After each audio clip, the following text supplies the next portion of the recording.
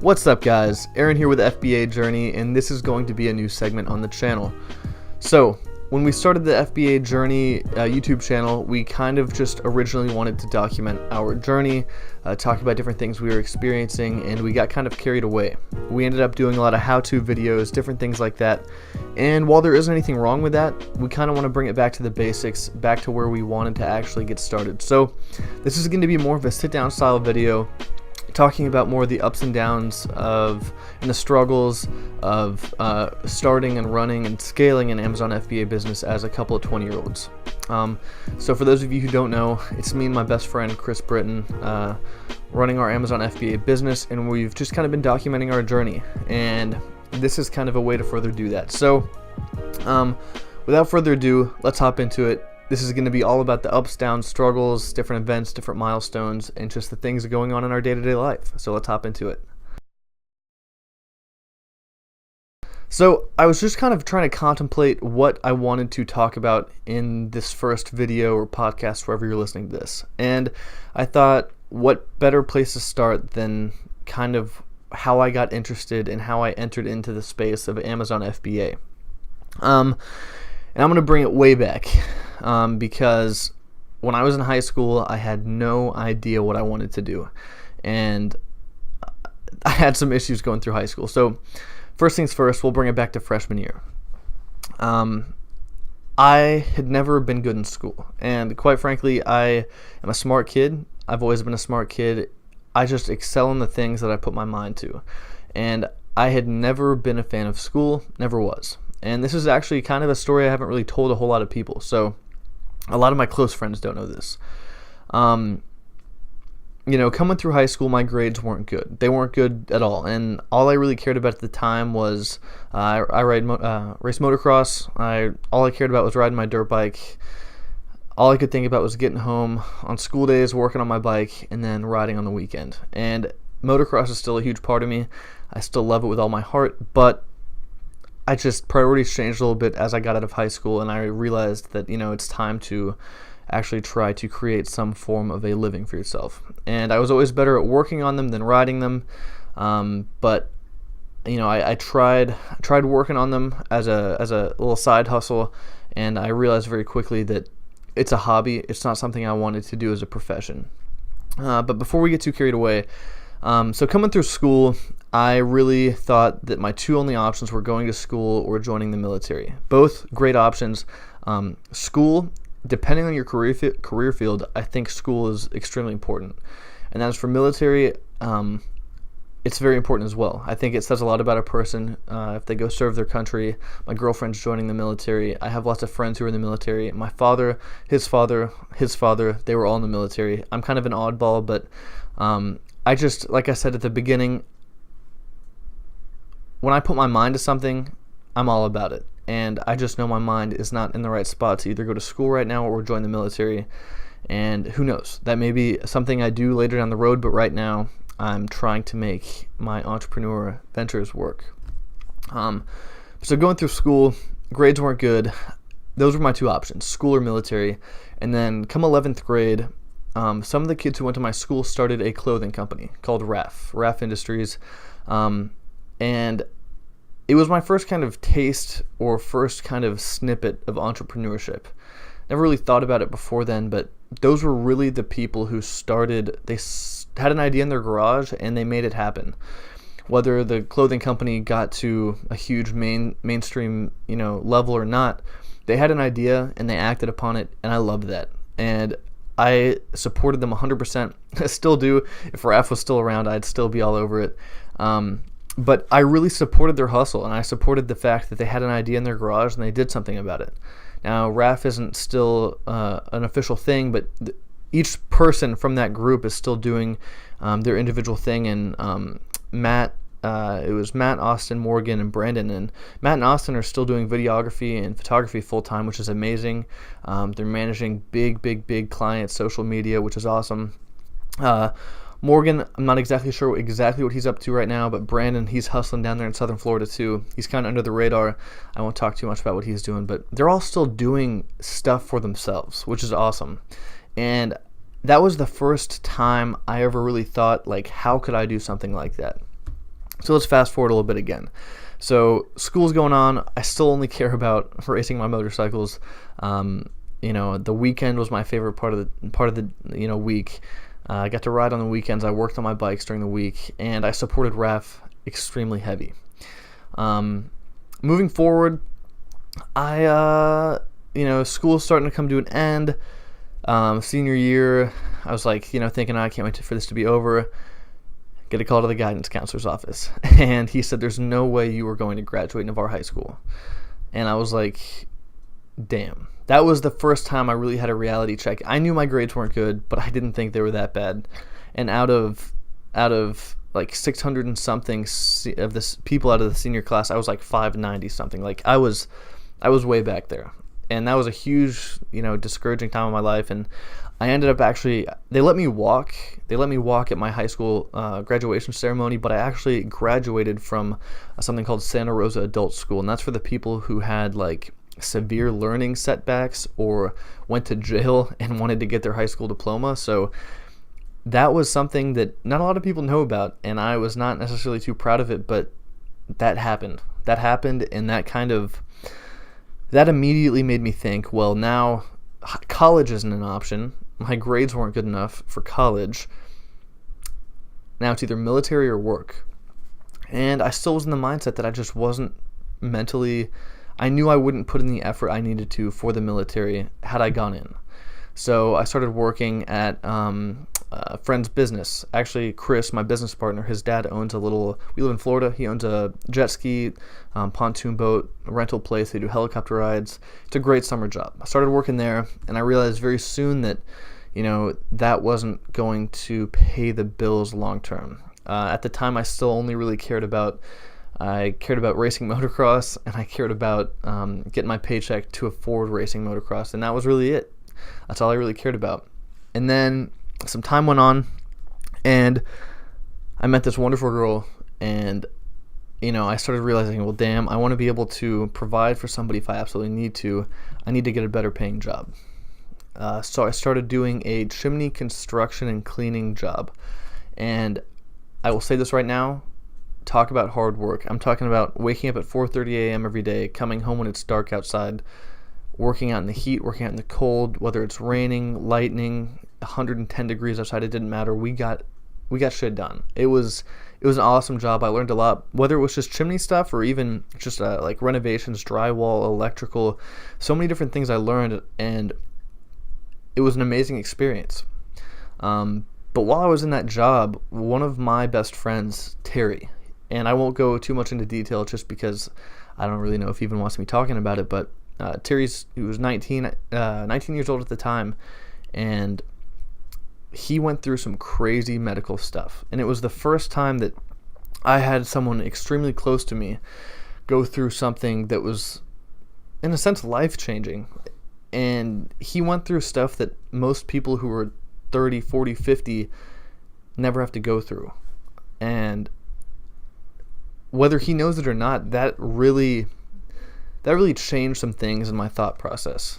It was kind of like being told I couldn't graduate high school. This was more so of a reality check in the aspect of, holy cow, your parents, your elders, your guardians growing up, they aren't kidding when they say that you have to be grateful for every day you're alive, because anything can change in the blink of an eye. And that was one of those moments where I thought, holy shit, I need to do something with my life. To get to the end of this, to wrap that little segment of what I just set up, Terry's fine now. He's fine now. He's fully recovered from from the issues he was having, and he's good. But it's just crazy. Thinking back, it was thinking, holy cow, I'm 20 years old. Like, had he not gone to the hospital when he went to the hospital, there's a very high chance he wouldn't even be here anymore. And that got to me. So while I was working for this chimney cleaning and construction company, that happened. And it got to a point in the company where I'd moved up enough, I'd moved up in the company enough where they gave me my own vehicle. It was like a late 90s, early 2000s Ford F-150. And I was doing my own routes. And we traveled anywhere from Mobile, Alabama to Tallahassee, Florida. So there was lots of driving. The truck didn't have a functioning radio, so I had my headphones in a lot. And listened to music a lot. Like, I mean, leading up to the Terry's incident, I listened to music everywhere I went. If I was working by myself, if I was doing jobs, chances are I had my headphones in. And started listening to podcasts because I was like, I want some form of motivation. So I typed in motivation on Apple Podcast, and up popped a Tai Lopez podcast. And I'll link the podcast in the YouTube video. If you guys are listening to the podcast right now, I'll kind of give you the breakdown on what it was about. So it was about the power of the internet and how there's 14-year-olds making multi-six figures a year doing things like buying old apps, remarketing them, and selling them for a lot of money. And I was thinking, if 14-year-olds are doing that, why can't I do that? And at this point, I had been with the chimney company for about 4 or 5, I think 6 months. And it was hard work. Just to give you guys a little mental picture of how much of hard work it was, I started working there at about 175 pounds as a 18-year-old. By the time I finished working there, I was 19 and I weighed like 140 pounds. I was unhealthy. Unhealthy is an understatement. My sleep was messed up. I was drinking about 8 Red Bulls a day. I was beating myself into the ground. And the person who hired me, if there's a chance you're watching this, I respect you because working there taught me a lot, and I will never, ever, ever, I'll always enjoy the fact of how much stuff I learned, but working that job taught me that I can't see myself doing that for the rest of my life. And there's nothing wrong with that. There's nothing wrong with working that position. Part of me knew that was my calling. And physically, I was just exhausted. Mentally, I was exhausted, and I was just unhealthy. I'd never lost that much weight that quickly, and I just felt weak. Between my best friend going through the medical situation he went through, between the podcast I'd been listening to, and between the state of my health, knowing where I was, like, it literally was tiring to walk because I was so depleted of energy and food. I knew I had to change something. And that podcast kind of sparked my interest in an entrepreneurial journey again. Made me think back to, if Matt, Austin, Morgan, and Brandon started REF in high school out of their garage, why can't I do something? Which led me to another issue. I'm not tech savvy at all. The fact that I know how to use this laptop, the fact that I knew how to plug in this mic, like 5 years ago, 3 years ago, 2 years ago, that would have been a shock. So I didn't know how I wanted to do it, but I wanted to flip and remarket apps and sell them and make bank. And very quickly I realized that wasn't going to happen. So that's when I started, Googling and YouTubing different ways to make money online. And that's when I found someone named Derek Struggle on YouTube. And this was early 2017. And I found Derek, and if you guys are familiar with Derek at all, you guys know he's an Amazon FBA seller, which is my current entrepreneurship venture is Amazon FBA. And his videos, I connected to them. I don't know what it was. I don't know how he did it, but I literally immediately felt a connection to those videos, and I immediately wanted to try this. So at the time, I had quit working for the chimney company. I wasn't doing anything. Wasn't doing anything at all. Chris, my business partner, was still working for his family business, the Navarre Family Water Sports, doing the pontoon rentals and stuff. And one day I called him. I said, I have this idea. Come over. Let's talk about it. And I showed him a video. And it was a very quick process from us watching that video together to us registering our LLC and us ordering our first product. And I'll kind of get into all that, how all that went in a later episode, but it's interesting how things kind of played out, because at first I thought college or military. Then I just went into a trade, doing the chimney construction and cleaning. And then one of my other best friends had a huge medical issue, and it just put things into perspective, and it made me actually do something. And I think that's one of the biggest things that I've taken away from this whole experience is sometimes something has to happen in your life. And in my situation, it was a negative thing that happened. Now, granted, Terry is fully recovered and, he's kicking. He's good now. But, it was that situation that put life into perspective for me. And it was that situation that made me know that I have to do something. And at the end of the day, our FBA business is not where we want it to be 100% right now.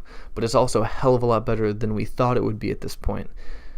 If this fails in the end of the day, if 2-3 years down the road we're not where we want to be and it fails, I'm completely comfortable with the fact that I can go to school or I can still join the military at that point, but I'll always be happy I tried this.